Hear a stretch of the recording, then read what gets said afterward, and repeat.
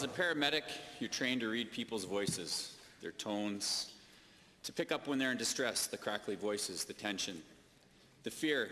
And that's exactly what I heard when I decided to call a few mayors and communities who would be impacted by the Terry Boston report released last week.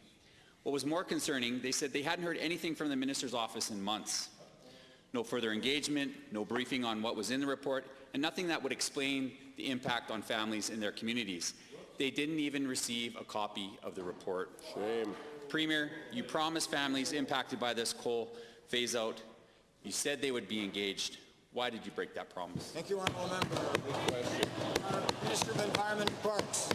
Well, thank you, Mr. Speaker, and thank you to the Honourable Member for the question. The Minister of Economic Development and Trade is leading the process of engagement with the affected communities, and his department has worked with over 40 stakeholders in this area, Mr. Speaker, across the province where we have post-2030 plans, and even some of the communities where we were seeing some coal-fired shutdowns between now and 2030, Mr. Speaker. And so part of the work, and I will discuss it more in subsequent questions, Mr. Speaker, is to ensure that we have the right regulatory framework for coal to gas conversion, Mr. Speaker. Thank you. First supplemental. Minister, respectfully, if you'd listened to these mayors and you talked to them, they're genuinely concerned and afraid.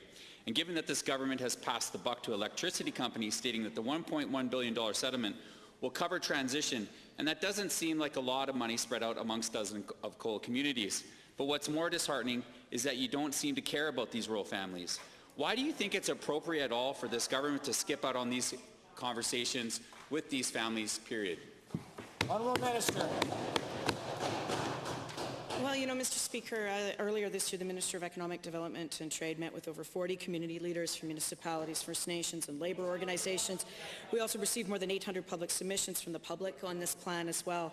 Our three-member panel will travel to affected communities early in the new year, Mr. Speaker, but what we announced on Thursday provides us the architecture and a policy framework in which to ensure that we are doing the right kinds of transition for these communities, including coal to gas conversion where it's economically achievable and where the investors want to make those decisions, Mr. Speaker. Second supplemental.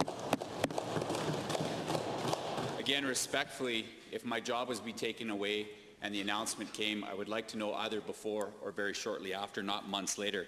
And given that these families are still left in the dark regarding their income, their social well-being, their future, and given that you haven't contacted the leaders of these communities, what commitment can you make today to reach out and appropriately engage these leaders of these families who need answers today? Honourable Minister.